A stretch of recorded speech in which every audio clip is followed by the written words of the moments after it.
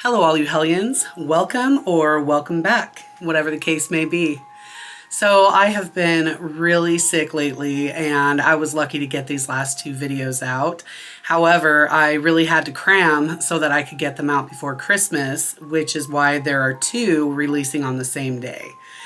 So for this week, I decided to do my top 5 Christmas horror movies. Every year they change, one will be number 1 this year, might be number 3 next year, I don't know. So let's get into it. Let's start with number 5. My number 5 pick is Santa's Sleigh, 2005. Of all the movies on the list, this one has the most epic opening. We have Rebecca Gayheart, the hilarious Chris Kattan, Fran Drescher, and oh holy shit, there's James Caan. Legendary. Love that man. They are gathered for a nice Christmas dinner when who comes down the chimney, but it's fucking Santa, played by Bill Goldberg. Time for honesty, guys. I had absolutely no idea who this man is. I was told by my husband he's some kind of famous wrestler, I think.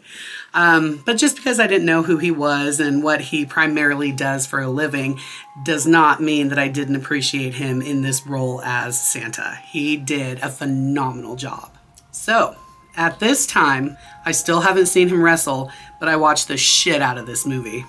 All of those gathered get real excited to see Santa, as any of us would. All is well until we get a hint that Santa may have changed. Vincent does not approve, by the way. What ensues is nice and messy. See, what an opening. In the year 1005, Santa's son makes a bet with an angel. If Satan's son wins, the angel will go to hell. If the angel wins, Satan's son has to be kind and spread cheer for 1,000 years. The angel won, and Satan's son became Santa. This movie begins in the year 2005. The 1,000 years are up, and Santa is taking out his pent-up rage on the folks of Hell Township on Christmas Eve. This movie goes buck wild. The town's priest is a frequenter of a bar of ill repute. Ho, ho, ho. With the help of a new and improved Rudolph, Santa delivers explosive presents. A couple of cops find humor at the scene where a Jewish man was murdered. Okay. Something just isn't kosher here. We have an awesome chase scene, and last but not at all least, it's Devo!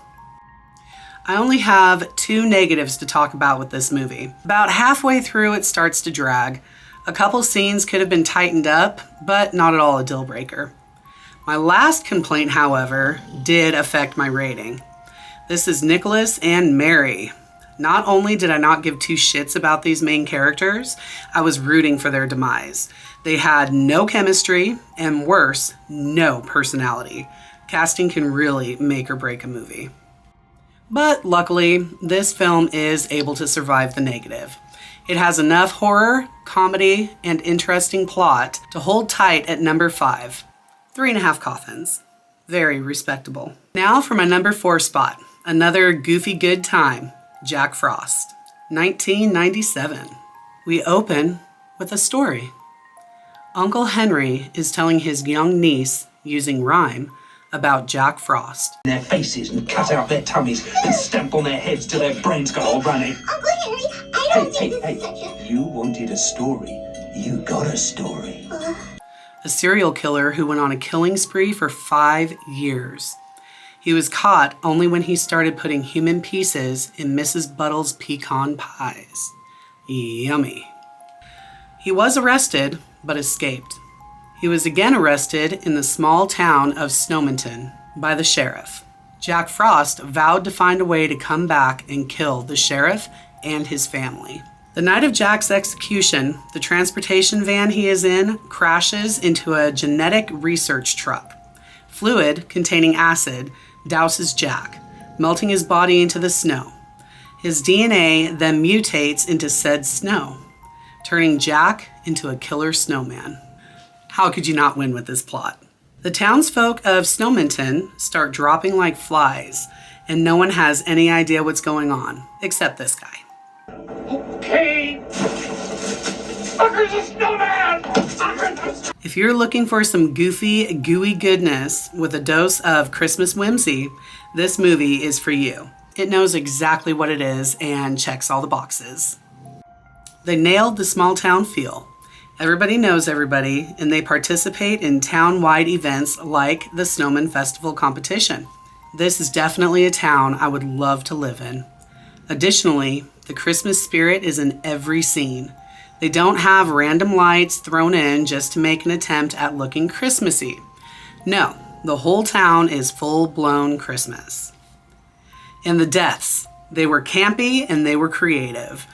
They really dove deep into the capabilities a killer would have as a snowman. I have a great time with this movie every time I see it. 4 coffins. You guys are about to see a pattern here. I obviously like dark comedies, and I also like dark musicals. Put those together, and you have my number 3 on the list, Anna and the Apocalypse. Right off the bat, you notice a little something. Christmas is everywhere. They did a great job setting the mood. For the plot, Anna and her boyfriend John are on their way to school. They hear a news flash over the radio about a viral strain of the flu that seemingly reanimates, and then Anna clicks it off, disinterested. The next day, Anna and John are on their way to meet for school, completely unaware of their surroundings. After a fun little dance number in a cemetery, they finally realize things are not as they should be. That guy's a zombie. There's no such thing. That's right, it's a zombie movie.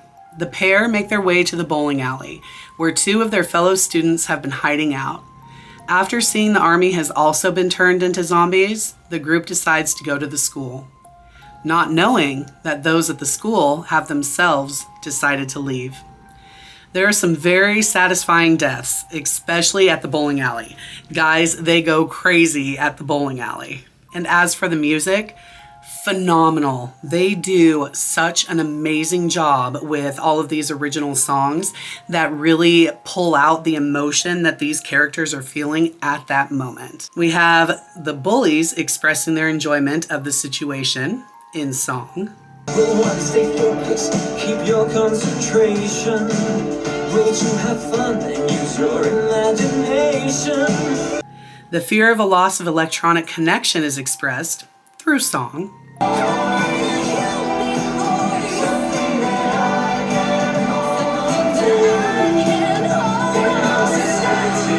The exasperation of being stuck in one place is expressed through song. Whole lot of singing. So, if a dark, comedic musical seems like your thing, go check out this movie, 4 Coffins. And now for number 2 on my list. This goes to Violent Night, 2022. Little fun story for you here. I don't have very many people in my life that enjoy horror the way that I do, but because this movie had David Harbour as Santa, my best friends and my husband actually agreed to watch it with me. So that's a plus. We open with Santa sitting at a bar. Santa, already drunk, is telling a mall Santa that this will be his last Christmas, that he is tired of the greed and the ever-growing naughty list. He takes his leave and heads to the roof. The bartender, believing Santa made a drunken mistake and took the wrong door, follows him. She soon learns Santa is real. Santa delivers toys and falls asleep, drunk, at the home of the Lightstones. A family is gathered for a Christmas celebration where it is rumored the mother, played by Beverly D'Angelo of Christmas Vacation, yep, that's her, is rumored to retire and leave her multi-million-dollar business to one of her 2 children. Partway through the night, the catering company that was hired to host this family get-together, led by John Leguizamo, takes the family hostage. They have come for the millions stashed in the vault. Chaos ensues, waking Santa and scaring off his reindeer, leaving him stranded. There is a backstory to Santa I found to be very interesting. He was a badass warrior swinging a weapon he called Skull Crusher. It takes him a bit to bring that side of him back, so we see some hilarious fight scenes where he's just trying to survive. But once he finds it, he finds it. Die Hard and Home Alone play a prevalent role in this film. There's action, comedy, gore, whole lot of gore. The actors do an amazing job in their roles, and this movie absolutely spews Christmas. 5 coffins. And now, the number 1 spot on this list goes to the original Black Christmas, 1974. With this movie, I'm going to be combining the fan-made movies, the fan-made shorts, which is titled It's Me, Billy, and It's Me, Billy, Chapter 2. I'm combining them all as if they were one movie. Last year, I did a review on Black Christmas. Go watch that video if you want a more in-depth view of this movie. I won't get that detailed in this video. The opening scene of Black Christmas is someone watching the women of the sorority house through a window. This creeper climbs a trellis to the attic. Starts right out with the unsettling vibes. The sorority house is having a Christmas party, which is interrupted with a phone call by a man they call the Moaner. As the movie goes on, the calls become more extreme. They really start to unnerve all who are in the house. I want to bring up a really quick side note here. So, the woman who's playing Jess Bradford is Olivia Hussey. She became famous when for multiple things, but primarily when she was a teenager. I think she was maybe 14 or 15 when she played Juliet of Romeo and Juliet. Now, in one of the opening scenes of that movie, the 2 feuding families, members from both sides, they meet in the street and they're having kind of a discussion. You can tell that's kind of building up to possibly being a fight. And one of the guys bites his thumb. So back in the day, that was considered a slight. It was almost like flipping somebody off if you bit your thumb at them. And it even had the famous line, "Do you bite your thumb at me, sir?" So anyway, while I was watching this movie, the woman that plays Claire and the woman that plays Barb kind of are exchanging words after that first phone call. And as Claire is walking away, Barb bites her thumb at her. Again, I don't know if this was intentional. I don't know if that was something that they did in the 70s. But yeah, I don't know. I thought that was kind of cool. The Moaner has now started to identify himself as Billy during these creepy phone calls, and has now taken Claire as his first victim. This scene is so iconic, it's even the cover of the movie. Jess has told her boyfriend Peter that she is pregnant and that she does not plan to keep it. Peter goes unhinged. With the disappearance of Claire and a dead child that was found in the park, and the continued phone calls, the police decide to tap the phone of the sorority house. They hear a disturbing conversation between Jess and Peter, and now consider Peter a suspect. Jess herself is starting to have doubts about Peter, that he may, in fact, be Billy. After finding her friends dead, Jess is attacked by Billy. She gets away and runs to the basement where Peter enters through a window. Fearing for her life, Jess kills Peter with a fire poker. Peter is Billy. Case closed. This is me, Billy. Now to the short film, 2021, It's Me, Billy. So Jess Bradford decided to keep her baby after all. Now, nearly 50 years later, her granddaughter Sam, accompanied by her friends Emma and Justine, are on their way to Jess's house for one last Christmas. Jess was killed in a car accident, and Sam is devastated. The two were very close. Jess made her fortune as a writer and wrote a book about the sorority house murders. Jess started getting harassed shortly after the book was published, so she decided to move out to the middle of nowhere to the house the girls are now traveling to. Sam was originally planning to visit the sorority house where it all happened, but was turned away at the door. Sam tells her friends that before her death, Jess was starting to doubt that Peter was Billy. Soon enough, the girls get a phone call. After Sam finds the body of one of her friends, she runs outside and is picked up by Agnes, a woman who introduced herself earlier as the neighbor down the street. Needless to say, she bad. She takes Sam back to Jess's house, and you hear her yelling.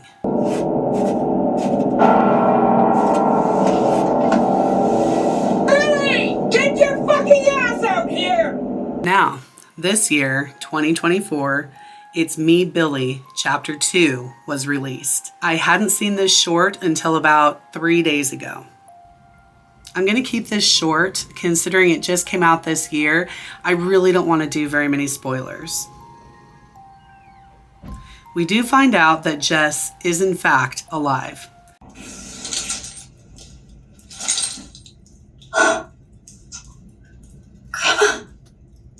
Apparently, Olivia Hussey signed on to reprise her role as Jess, but got sick right before filming started, so was replaced.